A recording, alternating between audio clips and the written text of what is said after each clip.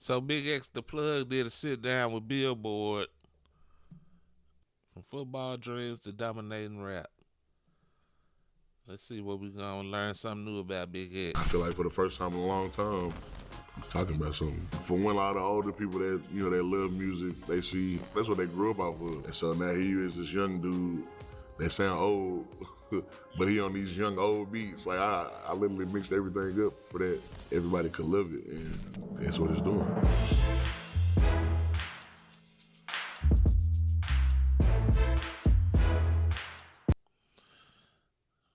Cuz need to put a shirt on. I mean, I can see sometime rocking with your shirt off, but goddamn, bro, you ain't got the physique for that. I ain't neither. So, big niggas of the world unite. But we gotta put some clothes on sometime, Big X.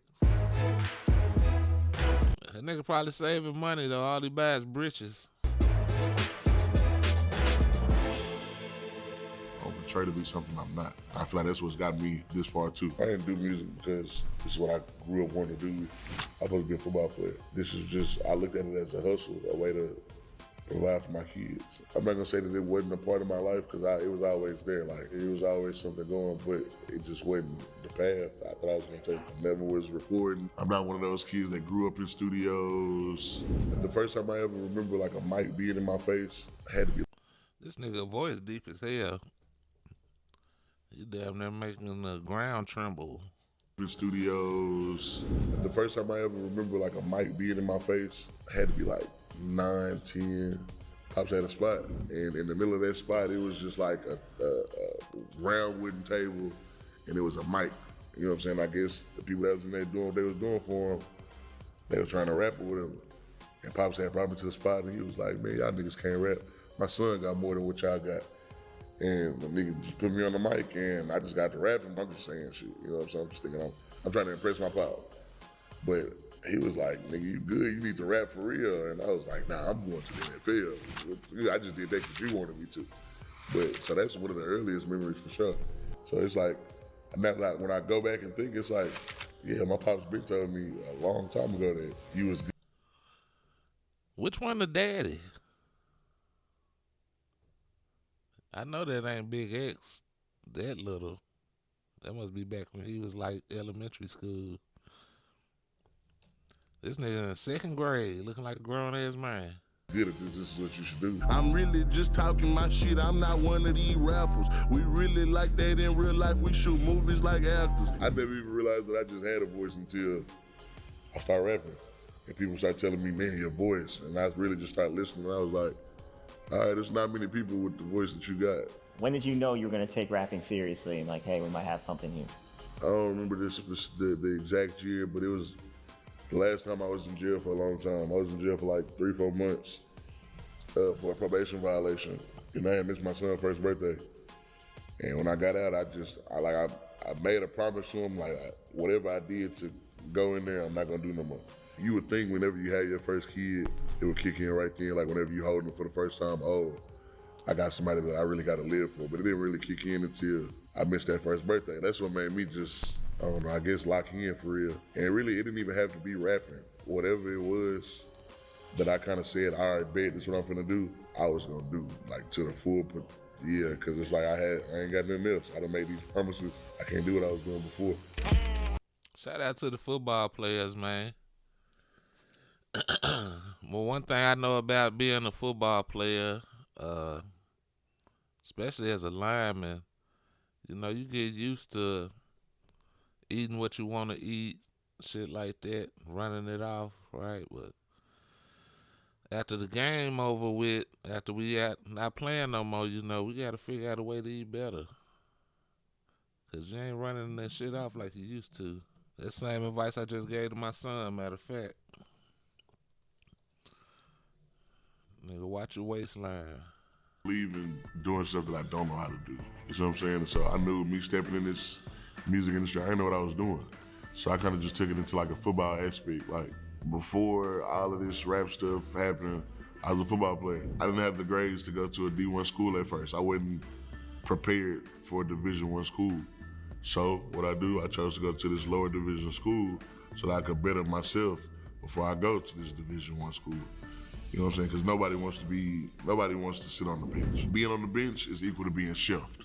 Nobody wants to be shelved, nobody wants to be benched. So I went to this distribution label, this JUCO, you know what I'm saying? And I went and I grinded and I basically just pulled a Cam Newton.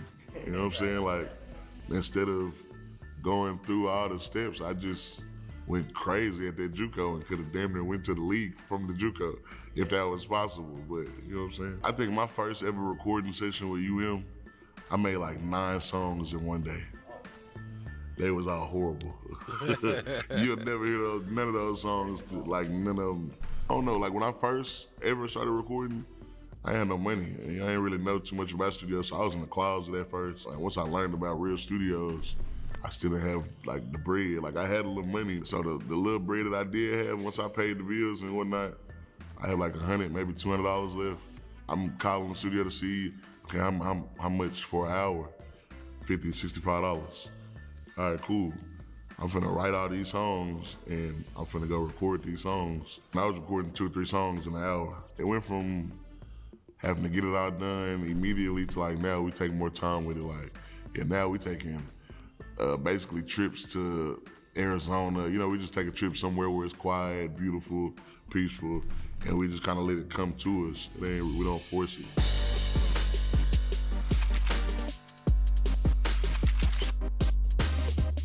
Safe House put me on in my city. Safe House was what made me a rapper in Dallas, Texas. Texas made me, that put me on in Texas. That kind of took me global. Hot 100, yeah. Yeah, and after that, everything, it's just been, you know, we ain't stopped. So he from Dallas. I was just wondering that. Was he from Dallas, Houston? I wonder why he ain't got no shag. Glad he don't, but wonder if we'll ever hear a song with him and Yellow Beezy. Or him and Roscoe Dash. That'll be dope. Bring Roscoe Dash out of retirement. Got Beyonce, try the truth, and we can't forget Devin. Big shout out to them boys, and I can't forget about through Texas. I think we the wave. Lil Kiki. Don't forget Lil Kiki. Like how Atlanta had their wave, Memphis had their wave, Miami had their wave. It's Texas time. Like I feel like for the past decade, it's just been a lot of mumble rap or just people not talking about nothing. Let's talk about Facts. Take Care. You know, you really brought us into a vulnerable side, talking about your kids, you know, mentally and everything you're going through. Yeah. I guess, why'd you want to bring us into that world for you? I didn't. You did? Oh, so it just... I didn't. So what was the push there? Yeah. Man, a lot of those songs I didn't even want to drop. For the longest, we was, you know. That's a dope-ass album cover. Yeah, you got to get credit where credit due. That's a dope album cover. Whoever came up with that idea. We was making the album, but we was just recording songs, you know, trying to get a good body of work. And then, I don't know, just like I was always recording songs where like, I actually just started this. Like if something was going on, I was sad, whatever, I would just go record instead of just holding it in or whatever. And so I don't know, I started putting it in the music, started doing it in the music, and it was sounding good. But they wanted me to drop it, and I was like, hell no. It really just took for my granny to just call me one day, and that's when, you know, she did the Take Care phone call, yeah. I just want you to be safe, stay strong, keep your head up. I love you. Take care. And that's kind of just when I put 2 and 2 together. Because I was like, when I thought about it, I was like, man, I ain't nobody check on me. And so that made me just think, and I put everything together, and I was like, all right, that's it. And then when I started telling people, okay, we're gonna drop this song, they was like, damn, why? And they didn't realize until we was, I think, where was that, in Phoenix, Tennessee, wherever, and we got. My nigga said Phoenix, Tennessee. Well, that shit way far from each other. Must be nice to move around that much. He don't know where the fuck he at.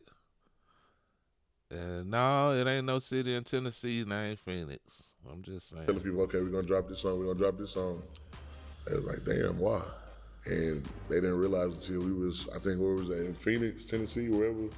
And we got to writing all the songs down on the board.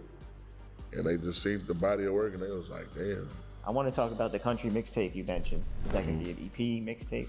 I ain't gonna say we experimenting, but it's like, we've done songs and they sound so good that it's like, why not make a little body out of it? Man, I think Take Care gonna hold me over for, a little minute, so. You mentioned like Jelly Roll, Morgan Wallen, right? for Luke sure. Combs. So like, you're gonna try to get them on the album.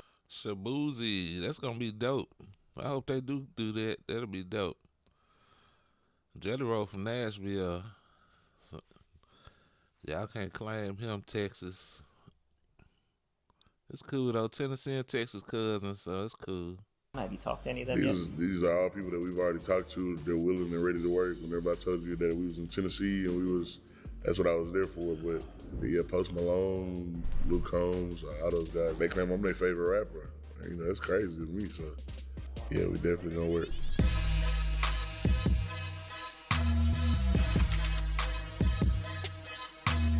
And I ain't never did none of this shit before, so my first Rolling Loud was crazy.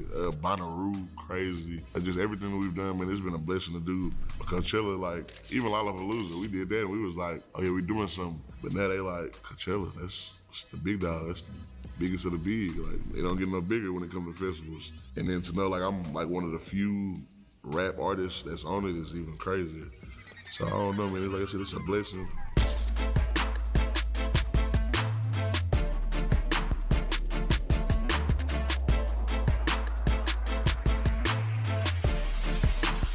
Like I said, I've looked at everything that I didn't know. I looked at it from a football standpoint, and I just knew, for one, this ain't even what you wanted to do in life.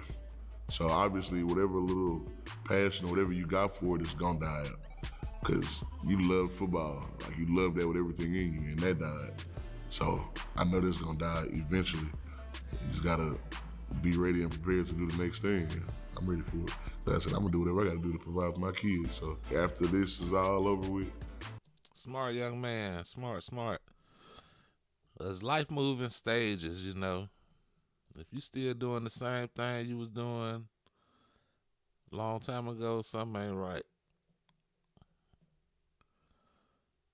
Sometimes you can add to it what you're doing, but you gotta keep it moving, man. You gotta be looking what's next, what's the next step ahead in life. So I'm digging that. Don't be 30 years old, 35, nigga, still gang banging, running the streets, nigga. What's your next move gonna be? I'm definitely gonna be in some movies. I got sound placements with movies. You see, I'm kind of verging over right now. I've been doing a lot of commercials. It's already like a movie that I'm basically pitched for. I just gotta do like a small little screening for it, and like everybody else do, just to see if I get the part. And I'm not in this to compete or do that with nobody. He'll make a good big worm on that Friday relaunch. He'll make a good ass big perm. That'll be dope. Cause since the beginning, I don't know. Instead of riding in the 6'4", you're gonna be riding on some swangers. What y'all know about that? It's to compete or do that with nobody. Cause since the beginning, I don't always talked about what I was going through at that time. Even when I first started rapping, I was just talking about what I was going through at that time. I just changed the direction of what I was talking about. And that's because I'm not doing that no more. I can't. That's not me. They can't fall in love with you if you're not you. If you're a robot, nobody wants to fall in love with a robot. Nobody wants to fall in love with a plan. Nobody wants to fall in love with something that's fake. It's just gotta be a given. I heard her say earlier, oh, X is just being humble. No, this is just me. This is just me. Listen, I'm the same person. I don't even know. I don't know you from a can of paint, but I bet you I can make you laugh for 5 minutes. You know what I'm saying? Like, just with us walking past the street, that's the type of person I am. I'm not I don't portray to be something I'm not. I feel like that's what's got me this far, too. Authenticity. Be you, be authentic. Shout out to BigXthaPlug, man.